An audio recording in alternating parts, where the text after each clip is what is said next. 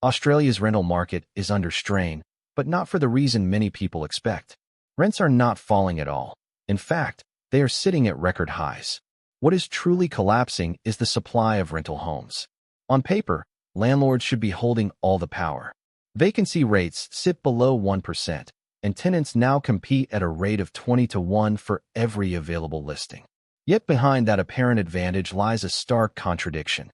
65% of Australian landlords are losing money every single month. They are not celebrating this market. They are panicking, and many are walking away. That contradiction is tearing at the foundations of Australia's rental system, and 10 cities now sit at the center of this unfolding crisis. At first glance, landlords appear to be winning, but the numbers tell a very different story. The mathematics no longer add up. Interest rate hikes have pushed mortgage repayments up by between $1,500 and $2,000 per month on a typical investment property, while rents have not increased at the same pace. They simply could not, because tenants were already stretched to their financial limits. One Tasmanian landlord saw his costs rise from 33% to 46% of his rental income in just 5 years, and even at record-high rents, he now loses money every month. He is far from alone. Nearly 2/3 of Australian landlords are operating in negative cash flow, dipping into personal savings just to keep their properties running. As a result, landlords are not just struggling, they are exiting the market. Victoria alone lost 21,712 rental properties in just 12 months, more than the state managed to replace. Across the country, 16.7% of investors sold at least one property in 2025, up from 14.1% the year before. But here is the critical twist that speeds up the crisis. Only 42% of those sold homes stayed in the rental pool. The rest shifted to owner-occupiers or first-home buyers. Every landlord who leaves shrinks the supply even further, making it more likely the next landlord will also quit. This is a death spiral, and it is already in motion. To see what that spiral looks like in real life, start with Hobart.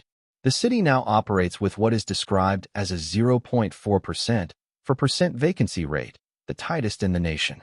Yet even that figure fails to show how dire the situation really is. There are just 124 rental properties available for a population of 240,000 people. Do the maths, and it comes out to roughly 2,000 competing households for every single listing. This is no longer a functioning market. It has become a lottery in which almost everyone loses. A government employee earning $72,000 a year, with a flawless rental record, recently applied for 14 properties in 1 month. 14 applications led to 14 rejections. She was not losing out to people with poor credit.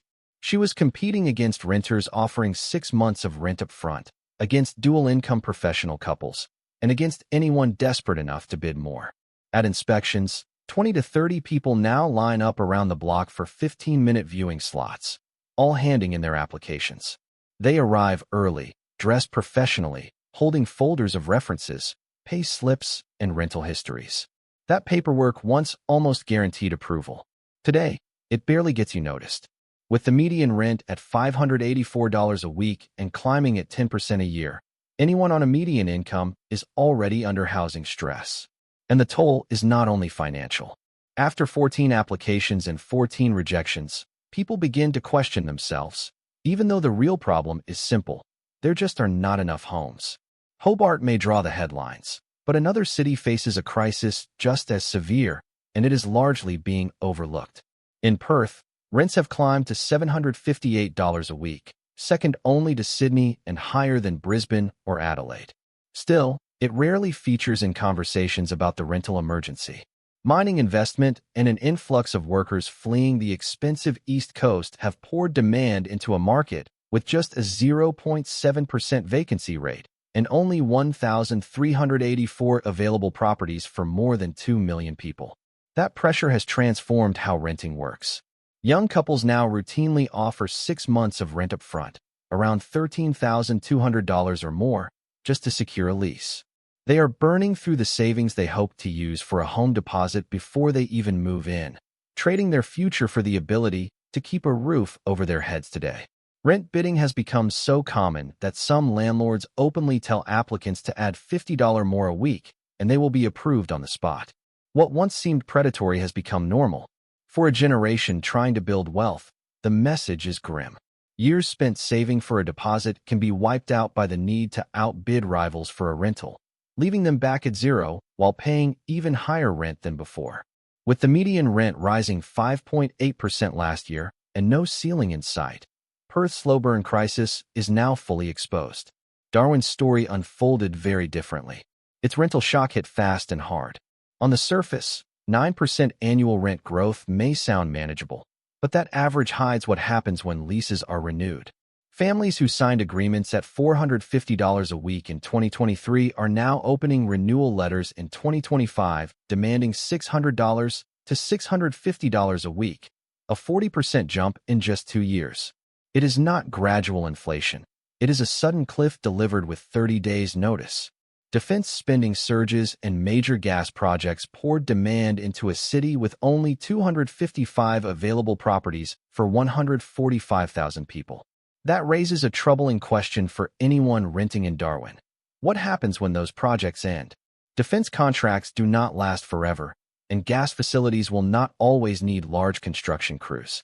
The boom that created this crunch will eventually fade, but rents may not follow it down. They rarely do. Right now, tenants must choose between paying 45% of their income in rent and hoping wages keep up, or walking away from their jobs before the next renewal arrives. With a median rent of $651 a week and a vacancy rate of just 1%, Darwin's market is not merely tight. It is a trap with a ticking clock.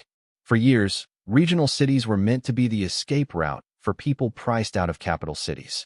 Townsville, May and Keynes offered what many hoped would be affordable housing, lower living costs, and a chance to breathe. That promise has now collapsed. Townsville rents surged 22.2% in a single year, May rose 22%, and Cairns climbed 12%. These are not Sydney-level figures, but they are landing in communities that never built the same level of wealth. In Townsville, a single parent earning $60,000 now spends $28,700 a year just on rent, nearly half her pre-tax income before food, utilities, and childcare even enter the equation. After tax, she may have $48,000 to live on, and half of that disappears into rent. These cities were never meant to be expensive. Workers moved there precisely because they could not afford anywhere else. Now, food banks across regional Queensland report more working families asking for help, not because they are unemployed, but because their budgets no longer work. Vacancy rates underline the squeeze. Townsville is below 1%, Cairns sits at 0.76%, and May is at 0.67%. The so-called affordable alternative has become another version of the same crisis. Only this time, there is nowhere left to run. Yet one city tells a very different story. Melbourne is the only capital where rents have actually fallen, dropping 1.7%, while every other city keeps climbing. This is not because demand collapsed or because Melbourne magically solved housing.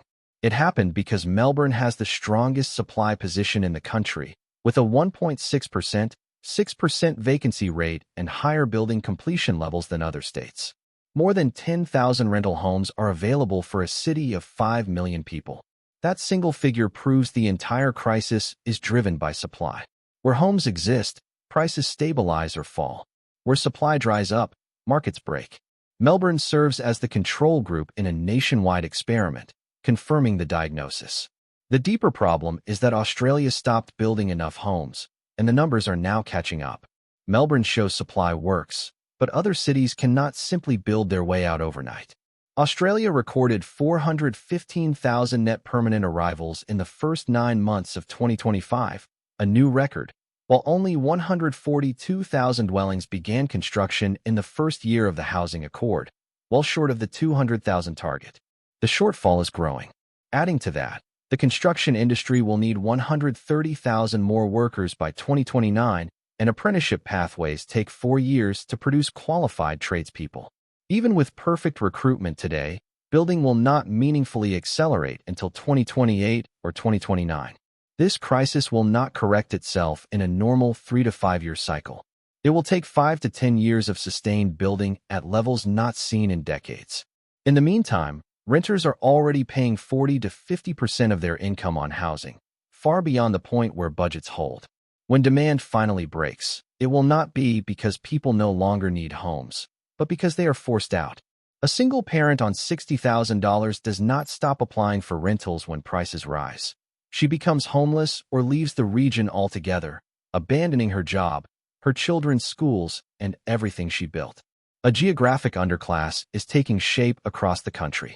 Workers are being priced out of employment hubs, families lose access to education and healthcare, and essential staff such as nurses, teachers, and retail workers now commute for an hour or more because they cannot afford to live near their jobs.